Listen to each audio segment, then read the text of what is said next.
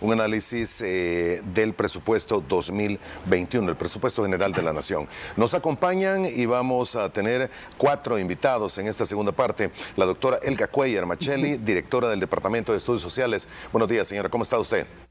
Muy bien, gracias. Encantada de estar esta mañana con todos ustedes. Un gusto que nos acompañe el doctor Álvaro Triguero, director del Departamento de Estudios Económicos. ¿Cómo está, don Álvaro? Muy bien, buenos días, Moisés, y mucho gusto. El licenciado Javier Castro, director del Departamento de Estudios Legales, también está con nosotros. Hola, señor. Buenos días, Moisés. Muchas gracias por la invitación. Muy bien, y finalmente tengo que hablar un poco más ronco, el doctor Luis Mario Rodríguez, director del Departamento de Estudios Políticos de FUSADES. ¿Cómo está, doctor? Moisés, mucho gusto. Contento de estar de nuevo con usted. Gracias por estar con nosotros. Tenemos un análisis que se ha hecho por parte de FUSADES precisamente del presupuesto 2021. No sé a quién le cedo la palabra para que me dé el preámbulo de la plática y análisis que vamos a tener esta mañana. Ustedes me dicen. Sí, quizás Moisés, puedo arrancar. Por favor. Creo que es importante señalar de que FUSADES en muchas ocasiones ha tratado de hacer un estudio integral del proyecto de presupuesto, y por esa razón es que en esta mañana aquí se encuentran los representantes de 4 departamentos, el Departamento de Estudios Sociales, con Helga Cuellar, Estudios Legales, con Javier Castro, y Estudios Políticos, con Luis Mario Rodríguez, y con mi persona, pues, Estudios Económicos. Así que el mensaje principal que tenemos es que después de haber analizado el presupuesto, vemos que ante la crisis que estamos viviendo, no es el presupuesto que el país necesita. Y por eso la conclusión que hacemos es que este presupuesto no se debería de aprobar, sino que se debe construir uno totalmente diferente. Muy bien. Quizás, sí, perdón. No, quizás podría comenzar Helga explicando qué deficiencias tiene en la parte del diseño este presupuesto. Sí, Álvaro, con gusto. Lo que sucede es que el presupuesto presenta una inversión social muy grande, lo cual es positivo. A todos nos interesa que la inversión social aumente, y de hecho en los últimos 10 años, 15 años ha venido aumentando. Sin embargo, tenemos que ser conscientes de que el hecho de que se presente un presupuesto con una inversión más grande no significa que sea una garantía poder implementar esa inversión, poderla ejecutar, esa inversión. Y la razón es porque en un contexto de restricciones fiscales, de crisis económica y de alto endeudamiento, el tener aspiraciones de inversión muy altas realmente está entrampado en ese alto endeudamiento. No es en garantía tener ese deseo, esa intención, sino que al final lo que cuenta son cuánto dinero tenemos para poderlo ejecutar. Entonces, lo primero es que el presupuesto en su diseño no ha tomado en cuenta la fragilidad económica del país, el contexto de crisis, y por lo tanto, al no tener un balance adecuado, pues hace muy difícil que pueda cumplir las promesas, aunque estas promesas sean muy deseables para toda la población, el tener más educación, más salud. Claro que todos vamos a decir que sí, pero pensemos como en una familia.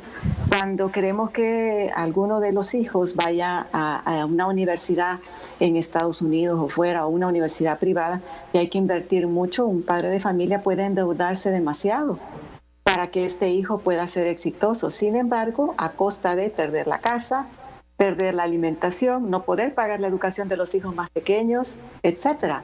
Eso es lo que está sucediendo con este presupuesto, que tiene aspiraciones muy grandes, que son positivas, pero que no es garantía poderlas cumplir en un contexto de restricciones fiscales y alto endeudamiento.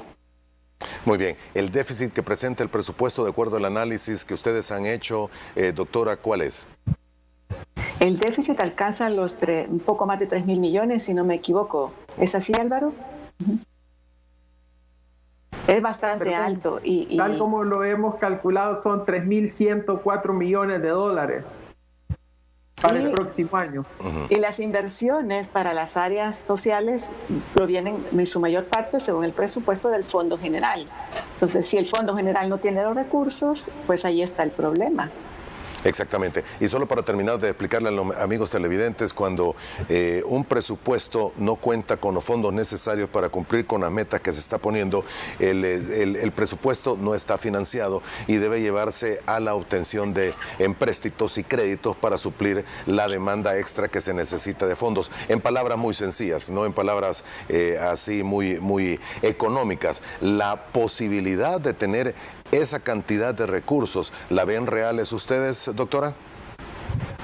Bueno, el problema es que el endeudamiento ya es muy alto y hay compromisos que cumplir, hay obligaciones que cumplir el próximo año. Y lo que sucede, y eso Álvaro lo puede explicar mejor, es que el presupuesto tiene una sobreestimación de los ingresos tributarios, es decir, de lo que se va a recaudar de parte de nuestros impuestos para poder financiar la inversión, tanto social como económica. Pero esta sobreestimación es engañosa, porque no es realista. Y por otro lado, tiene una proyección de crecimiento demasiado optimista. Y tiene la proyección de crecimiento es demasiado optimista, también la recaudación tributaria que se estima es muy optimista y se omiten demasiados gastos. Hay omisiones importantísimas y entonces cuando estamos diciendo que vamos a financiar la inversión social con el Fondo General y vemos que hay una recaudación que está sobreestimada, que la proyección de crecimiento es demasiado optimista, que se omiten demasiados gastos, realmente lo que está sucediendo es que la cobija no nos va a alcanzar. Y van a haber muchas promesas que no se van a poder cumplir. Por otro lado, es importante señalar que es bien difícil también poder definir una inversión adecuada para el área social que sea costo eficiente, es decir, que podamos obtener los mayores resultados al menor costo si no tenemos claridad de los planes, de cuáles son las metas, los indicadores, las prioridades. Y si usted se fija, hasta el momento no hemos conocido un plan concreto de ninguna área. Cabe mencionar que el plan de salud, el plan de primera infancia, que son considerados muy estratégicos para este gobierno, la política Crecer Juntos también, son considerados información reservada desde este año. El plan de salud es de septiembre de este año y la política Crecer Juntos con el plan de primera infancia desde julio de este año. Y si bien es cierto, se nos ha mencionado que algunos planes por ahí, borradores, están a nivel de borrador, no son del dominio público. Y eso no permite saber si las aspiraciones presupuestarias coinciden con las prioridades, las metas, y además existen estudios de costofactibilidad de algunas inversiones que son bastante cuantiosas. Muy bien, así como lo plantea, es extremadamente preocupante, doctora. Doctor Trigueros, tal vez nos hace un análisis usted también en el punto de vista económico-fiscal. Y muchas gracias, Moisés. Quizás aquí hay dos cosas que quisiera enfatizar, ¿verdad? En la primera es la sobreestimación de los ingresos tributarios, como mencionaba Helga. Hemos calculado al cierre de este documento que hay una sobreestimación de 625 millones de dólares. Y cuando profundizamos y vamos a buscar de dónde viene esta sobreestimación, uno de los impuestos que sube más es el IVA, con un incremento de 630 millones de dólares. Y entonces nosotros hemos hecho un análisis donde encontramos con un 99% de seguridad que es prácticamente imposible que se alcance esa cifra. Y en ese sentido pues va a resultar en un faltante, o sea, se está presentando un presupuesto que no va a tener el dinero que se necesita. Ahora, muchos pueden decir que se va a hacer tal vez por el lado de la evasión, pero nosotros hemos examinado los últimos 20 años que se ha estado combatiendo la evasión y nunca ha habido un incremento de esa magnitud. Y la única manera que se puede alcanzar esa cantidad es aumentando el IVA de 13%, que es hoy, a 16.5%. Eso quiere decir que cuando vayamos a comprar las cosas al mercado, al súper, todo va a estar más caro. Y eso es lo que va a pasar porque ya está puesto en ese presupuesto. Eso va a ocurrir si el presupuesto se aprueba. El otro factor que queremos destacar es el tema del desequilibrio, ¿verdad? O sea, ante todo lo que ha mencionado Helga, que tiene omisiones,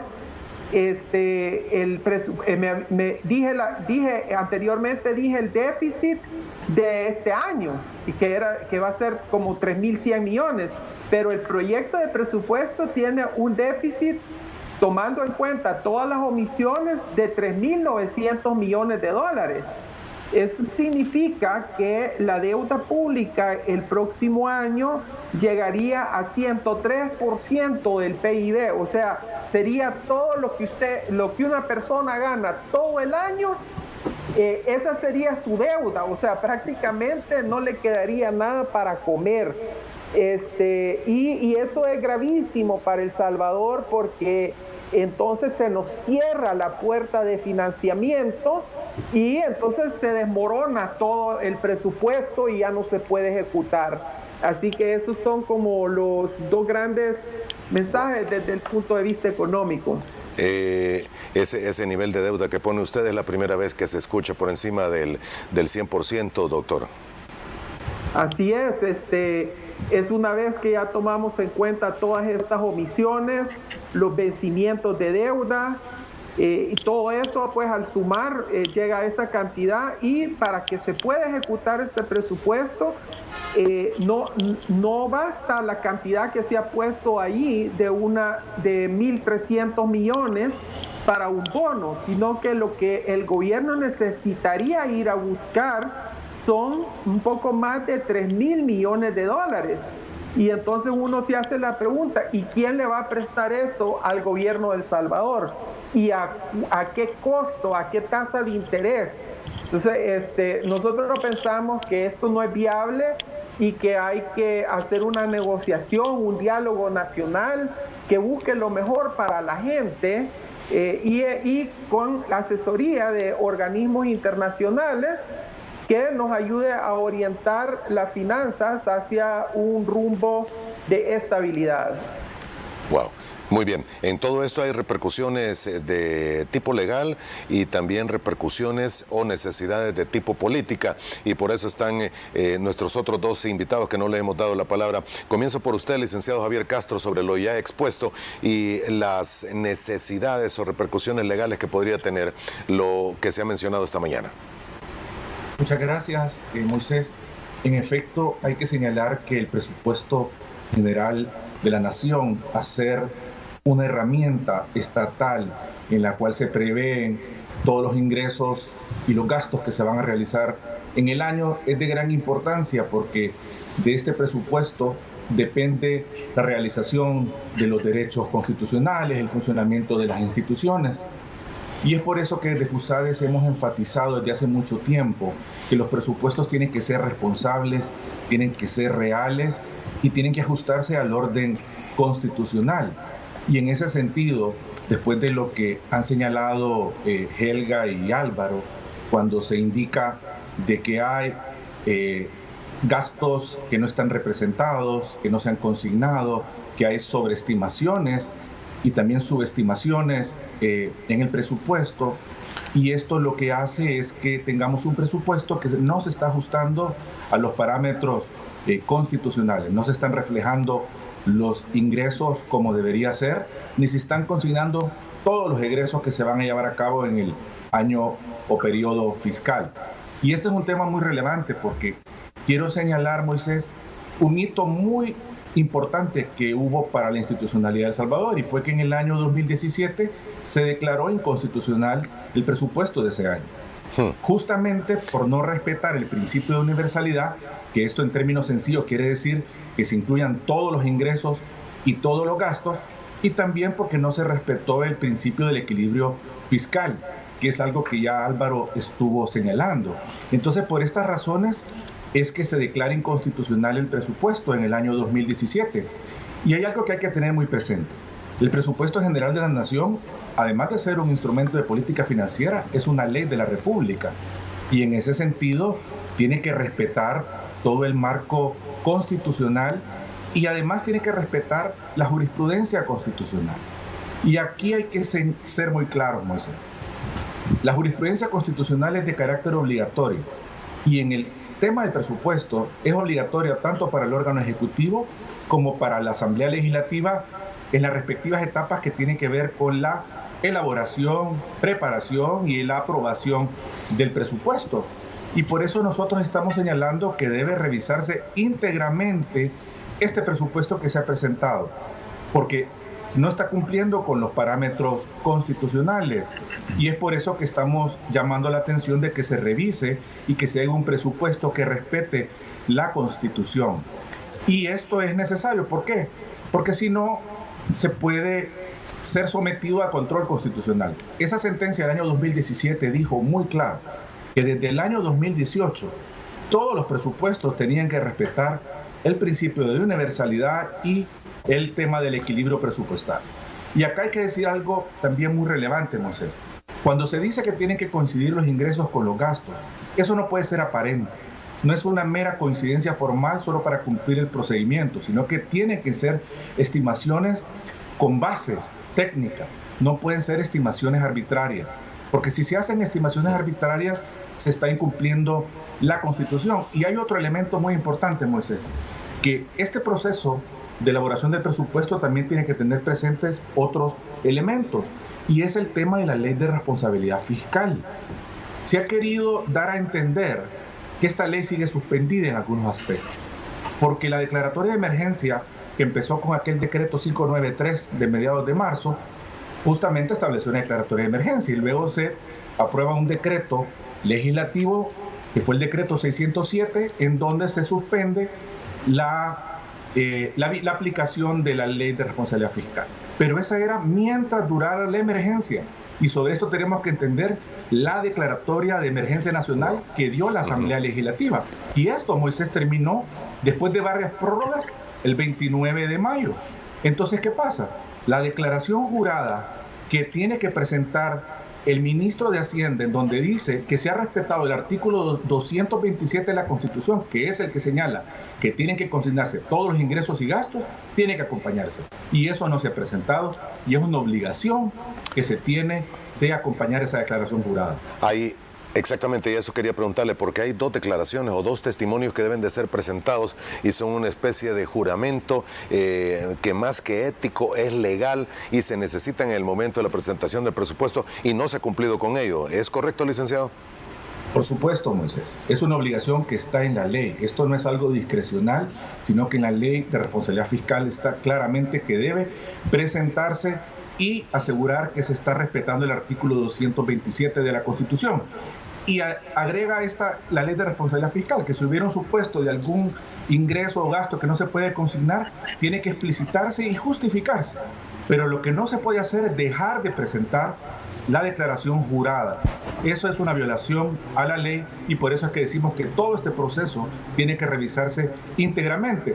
También quedó que tenía que presentarse un plan de regularización para ajustarse de nuevo a esta ruta de sostenibilidad fiscal que señala la ley de responsabilidad fiscal, para ajustarse y cumplir las metas fiscales, los parámetros, etcétera. Y esto debió haber pasado en agosto y no sucedió. Entonces estamos viendo que además de las inconstitucionalidades que tiene el proyecto de presupuesto, también hay deficiencias en cuanto a que no se está respetando la ley de responsabilidad fiscal. Correcto. Bien, son momentos también tensos, si lo queremos ver, por la cercanía del evento electoral de febrero próximo. Y naturalmente esto lleva a consideraciones políticas. Para ello también nos acompaña el doctor Luis Mario Rodríguez. Su tiempo y su palabra, doctor, por favor. En efecto, Moisés, nosotros hemos identificado por lo menos 3 aspectos políticos en el proyecto de presupuesto. El primero tiene que ver con las afectaciones al sistema político. El segundo tiene que ver con el clientelismo político que hemos identificado dentro del presupuesto. Y el tercero, pues, el uso de demagogia política. ¿Qué pasa con la afectación al sistema político? Resulta que uno de los elementos básicos de todo sistema político es el de las instituciones de control. son las que auditan a aquellos que están ejerciendo la autoridad que ha nacido de las urnas. Cuando a estas instituciones de control se les debilita, se debilita también el sistema político. En el proyecto de presupuesto hemos encontrado una disminución de las asignaciones presupuestarias de prácticamente la mayoría de asignaciones de instituciones de control.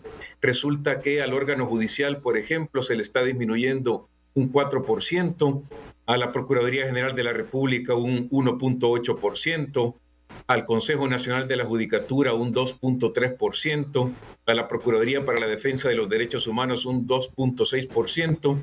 Estamos entonces frente a una clara intención de disminuir el poder de auditoría que las instituciones de control deben tener sobre los órganos de Estado y sobre todas las instituciones. Y por el otro lado, vemos un aumento, y ustedes tienen una gráfica ahí que tiene que ver con el gasto ejecutado en instituciones de seguridad y justicia en el presupuesto de 2021, donde se aumenta la asignación presupuestaria de la Fuerza Armada.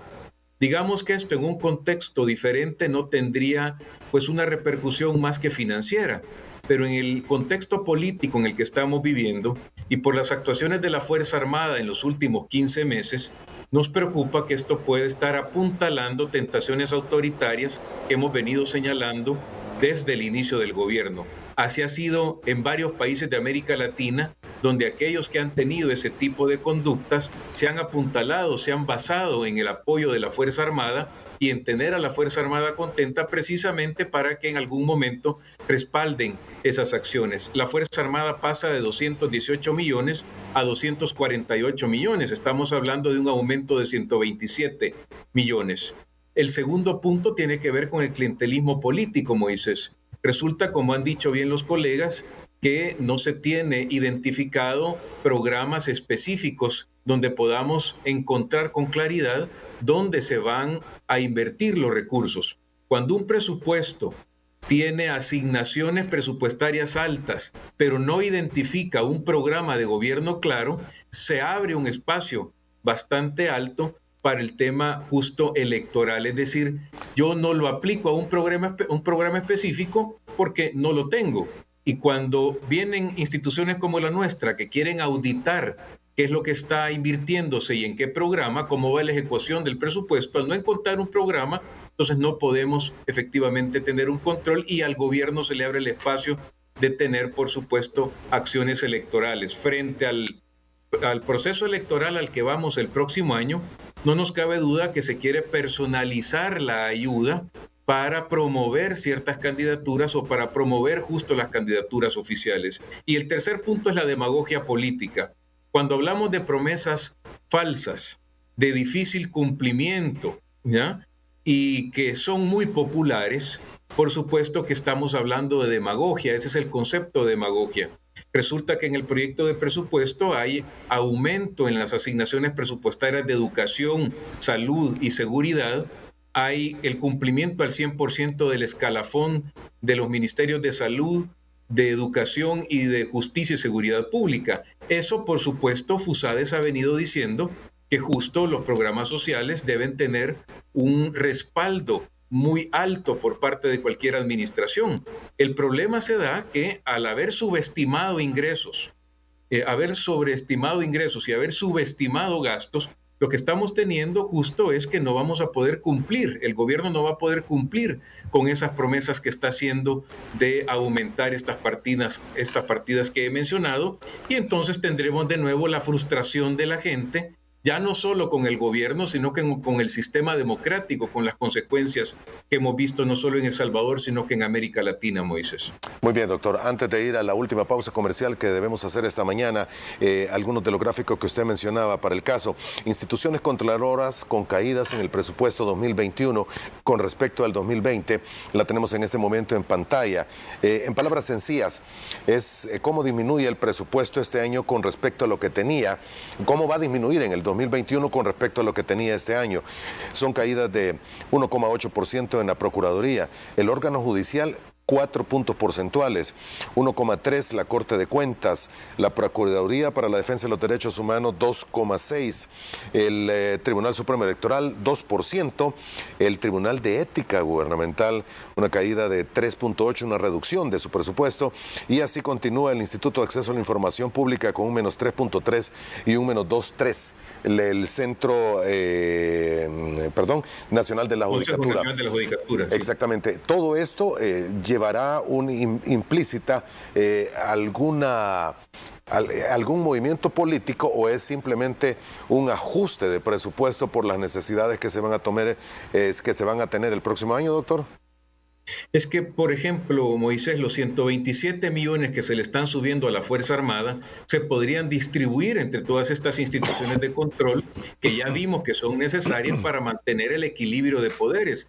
Las instituciones de control tienen como objetivo auditar lo que están haciendo los otros órganos de Estado, las otras instituciones. Cuando no podemos auditar, cuando no existe ese control recíproco entre las instituciones, entonces tenemos abusos y entramos a una vía autoritaria que lamentablemente deja a un solo órgano, que es el Ejecutivo, haciendo lo que quiera. Entonces sí vemos que hay lamentablemente de manera muy clara una disminución para restarle importancia a instituciones como estas. Ayer nos recordaba el licenciado Castro cómo en el caso de la Corte Suprema de Justicia, por Constitución, hay un porcentaje, el 6%, del presupuesto que debe asignársele, y estamos viendo que en este caso hay una disminución. Ahí hay un claro incumplimiento también a disposiciones constitucionales. Bien, y antes de la pausa, solo el otro gráfico que usted mencionaba, gasto ejecutado en instituciones de seguridad y justicia y presupuesto 2021. Es esta gráfica que hemos visto. La línea azul es el Ministerio de Justicia y Seguridad Pública, la manera en la que estaría por encima. Estamos hablando de la parte final de la gráfica en el lado derecho de su pantalla, esta zona que estamos señalando aquí, y tal vez en medio de todo ello, porque hasta el color verde, que es gobernación, se ve un incremento, mientras que la Fiscalía General de la República prácticamente se tendría, si no un decrecimiento, una situación muy similar a la que se mantuvo este año. ¿Es correcto? ¿Estoy equivocado? ¿O qué otro análisis hay que hacer, doctor, antes de ir a la pausa? No, efectivamente es así, y que no se nos malinterprete. Nosotros estamos convencidos que aspectos como la seguridad pública deben atenderse. Lo que nos preocupa es que hay otras asignaciones, como las instituciones de control, que en lugar de aumentar se han disminuido, cuando pudo haber una distribución diferente, equitativa de recursos, o en función de lo que hace cada institución. Y también vemos antecedentes muy claros. Hemos escrito en FUSADES, en el Departamento de Estudios Políticos, sobre el lucro electoral cuando nos estamos acercando a los comicios. Vemos cómo, por ejemplo, el programa que tiene que ver con reparto de ayuda alimenticia, que fue adecuado en medio de la pandemia, llevaba el sello del gobierno, llevaba también tweets que los tenemos registrados del partido oficial, donde justo se está queriendo hacer pues un uso electoral para beneficiarse en las próximas elecciones. Los programas sociales son adecuados y muy necesarios, y lo decimos en la serie de investigación. No nos oponemos y, por el contrario, lo respaldamos. El problema se da cuando se hace un uso electoral de programas, y en este caso, pues lamentablemente vemos en el caso de la Fiscalía, por ejemplo, un aumento mínimo, cuando sabemos que es la institución que representa al Estado y que investiga, por ejemplo, presuntos casos de corrupción. Por el tiempo me queda básicamente minuto y medio para cada uno de ustedes para alguna reflexión antes de concluir este programa. Sí quiero mencionar que el título del análisis que han hecho ustedes es un tanto lapidario, como termina de verse, porque indica, y lo quiero poner en pantalla, indica y se llama Edición Especial Serie de Investigación, Presupuesto de Nación 2021, una fórmula para más pobreza y desempleo. Tal vez minuto y medio para cada uno de ustedes para concluir este programa con alguna reflexión, y primero las damas. Doctora, por favor. Gracias. Me gustaría señalar que si bien es cierto, en el presupuesto se plantea, está dirigido para poder elevar el nivel de bienestar social a través de la inversión en educación, salud y seguridad, en realidad esto no es garantía. El presupuesto, tal como está planteado, no es viable para financiar esas aspiraciones sociales. Y eso debe quedarnos bien claro. ¿Y por qué? Primero, porque no parte de una planificación estratégica que sea clara y que tenga dominio público. No hay planes, no conocemos los planes, ni las metas, ni las prioridades. Por otro lado, es poco factible y sostenible si hay un alto endeudamiento. Aquí lo vinculamos con la parte económica. Y además hay incrementos en inversión cuantiosos que no parten de criterios de inversión que sean claros y que además inviten a la sostenibilidad. Y cuando se abre el presupuesto de esa manera, se puede dar lugar a un uso inadecuado de esto para fines electorales, como mencionaba Luis Mario. Por lo tanto, si queremos que el presupuesto sea viable, debemos de repensarlo y realmente definir claramente las prioridades, los criterios de inversión y asegurarnos de que haya transparencia y rendición de cuentas. Muy bien, doctor Álvaro Trigueros, por favor. Bien, muchas gracias, Moisés. Quizás aquí lo que vale la pena recordar, pues, es que estamos viviendo un año extraordinario, ¿verdad? Es una crisis mundial. Estamos viviendo la pandemia del COVID-19, hay crisis de empleo. Si la gente no encuentra trabajo, tampoco puede llevar la comida a su casa. Entonces, ¿qué presupuesto necesita el país? Necesita un presupuesto que genere confianza, ¿verdad?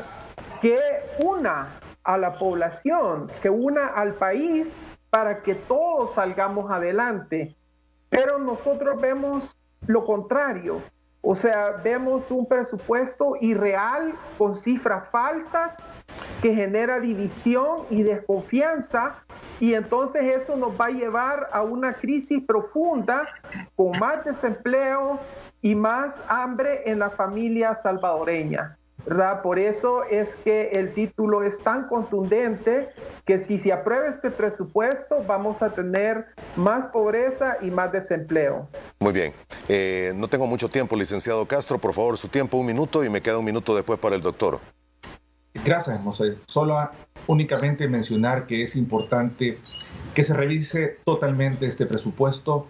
Como hemos señalado, no cumple con la Constitución y por ende no permitirá resolver los problemas que tienen los salvadoreños, que son muchos, principalmente por esta crisis sanitaria y otras más que tiene el país. Y por eso el llamado que hacemos es a que se respete la Constitución y que se cumpla con la jurisprudencia constitucional. Doctor Rodríguez.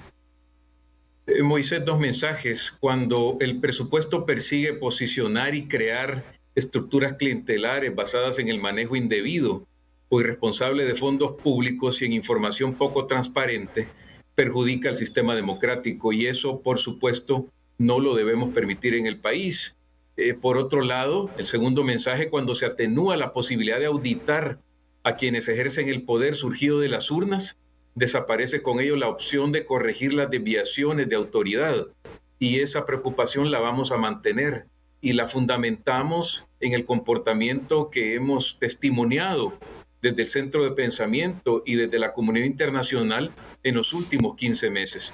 Por eso creo que es muy relevante que se deba reconsiderar en la Asamblea Legislativa esas modificaciones de asignaciones presupuestarias, y como ya bien dijo el doctor Trigueros y la PI de FUSADES, pues que este presupuesto no se apruebe tal y como está. Muy bien, gracias por haber estado con nosotros. La planilla mayor de análisis de cada uno de las áreas y rubrios económicos, fiscales, políticos y legales de FUSADES nos ha acompañado esta mañana.